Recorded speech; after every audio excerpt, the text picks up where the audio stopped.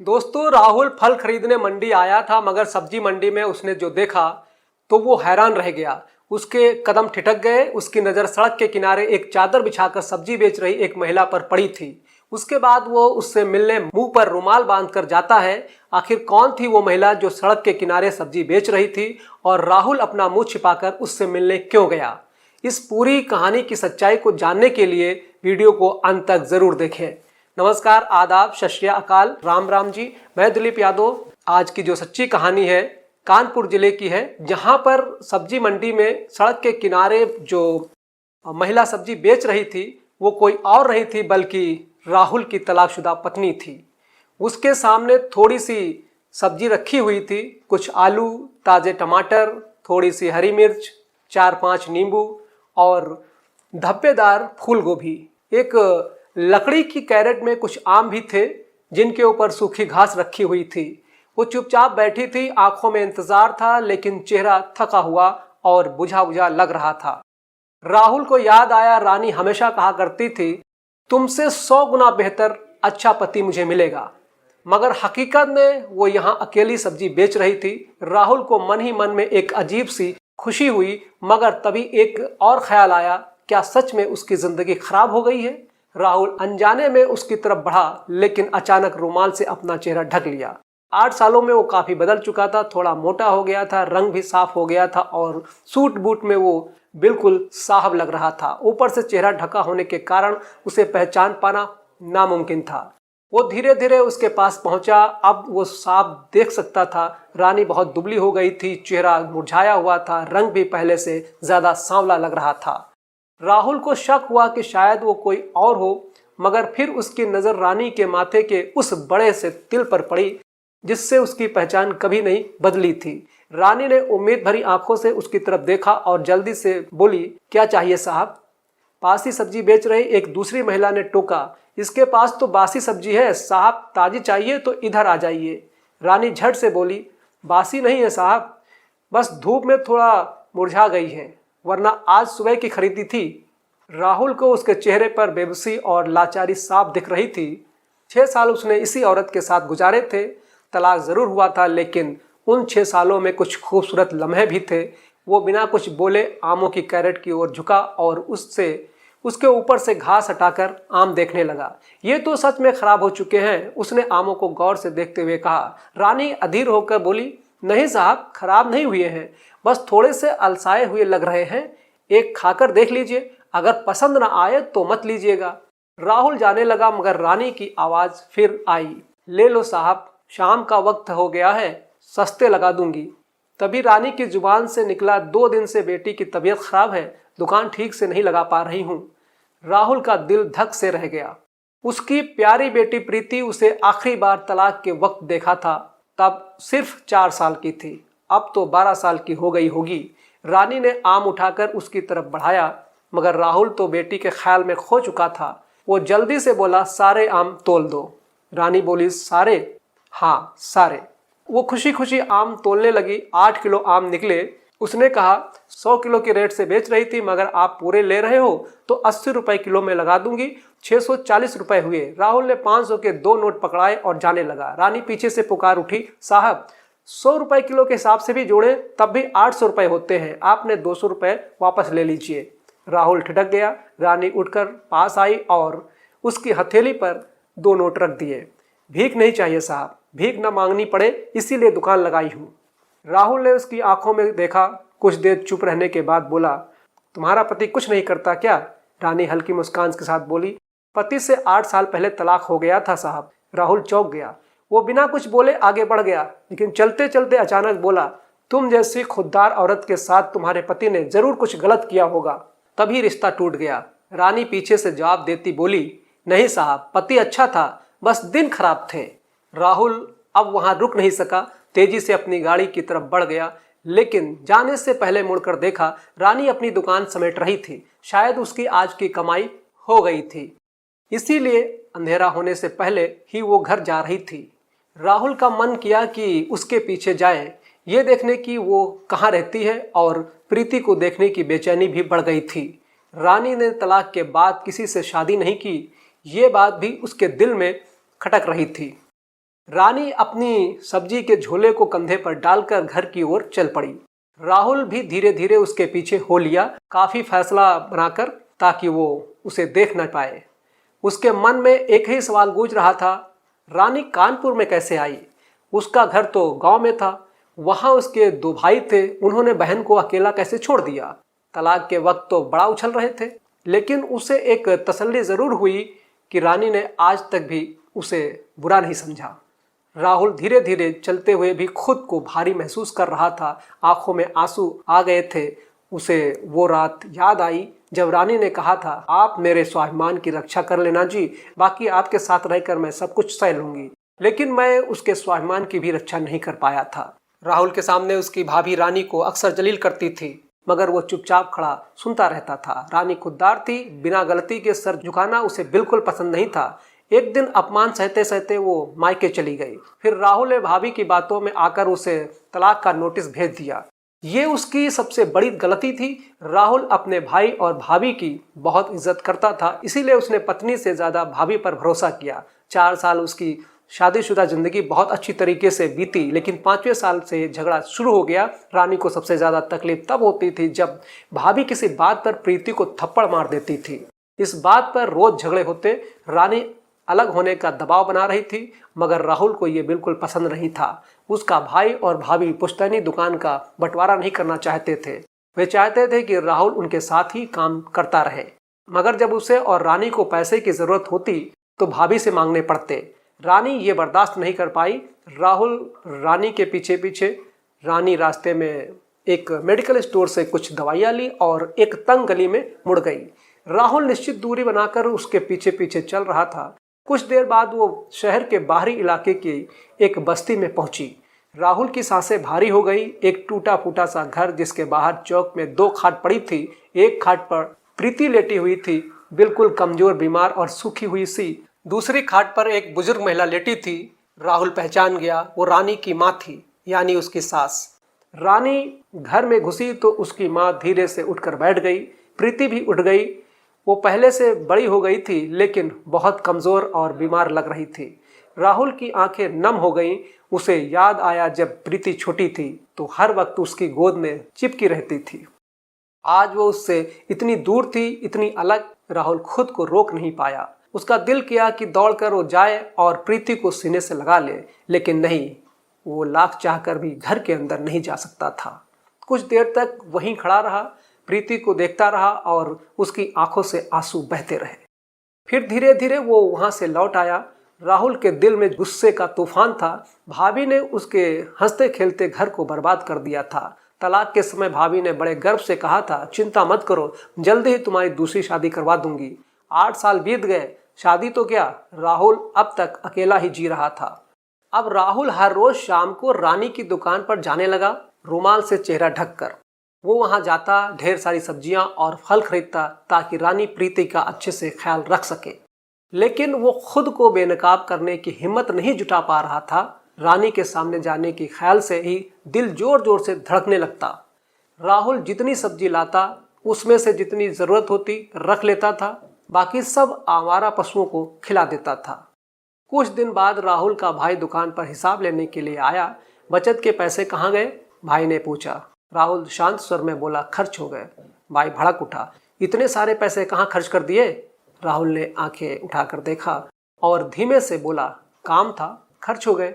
भाई गुस्से से चिल्लाया, आज तक तुमने तो कभी बेवजह खर्च नहीं किया, अब अचानक इतने पैसे कहाँ उड़ा दिए?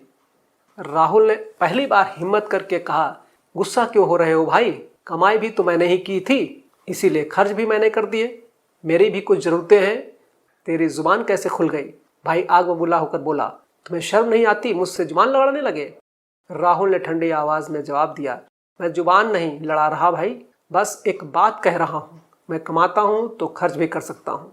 फिर राहुल ने सीधा भाई की आंखों में देखा और कहा, ये घर और दुकान जो आपने मेरे नाम खरीदी थी, अब मुझे सौंप दो।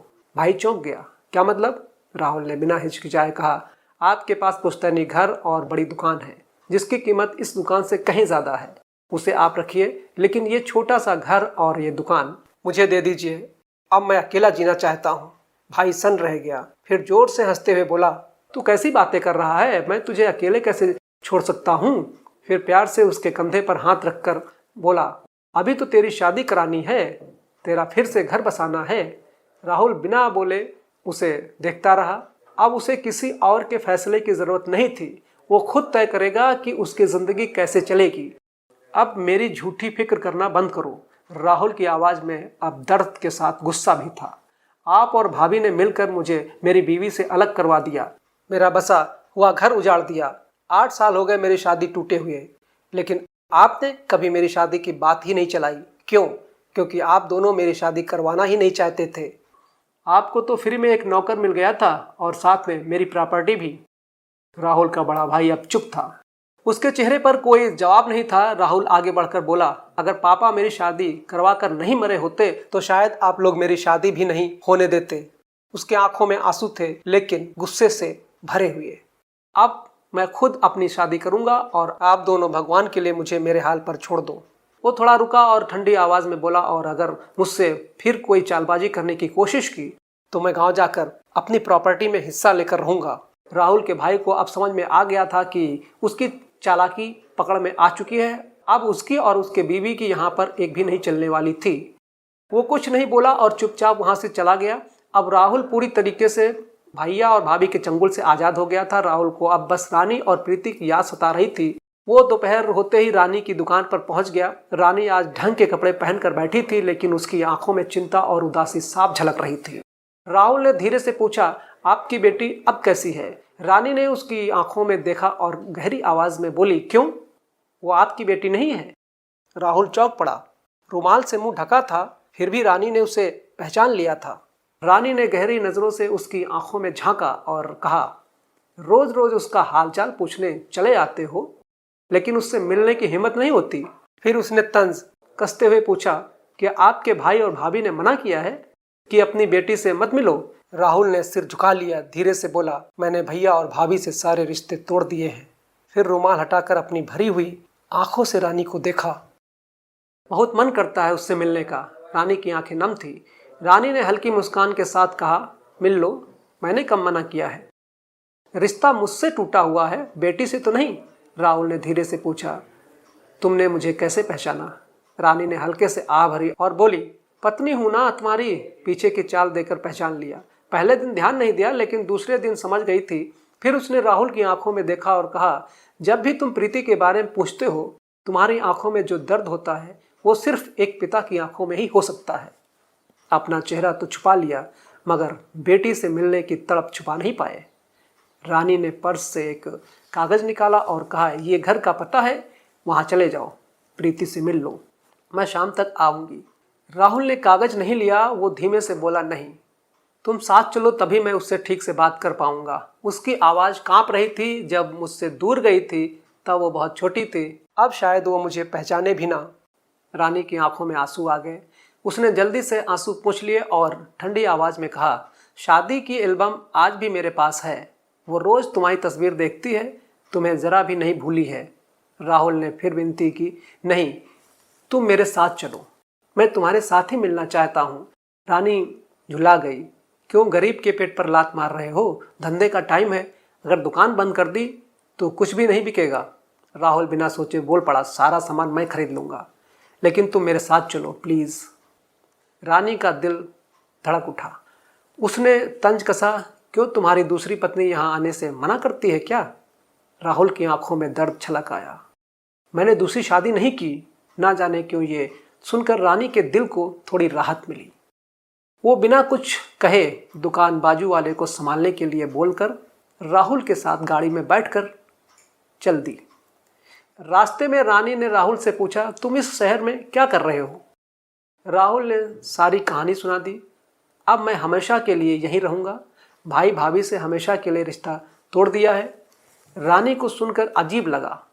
वो सोचने लगी, काश ये रिश्ता पहले टूट गया होता तो आज हम दोनों साथ होते, हमारा तलाक नहीं हुआ होता। थोड़ी देर बाद राहुल ने धीमे से पूछा, तुम यहाँ कैसे आई? रानी का चेहरा उतर गया। भैया और भाभीियों के ऊपर बोझ बन गई थी।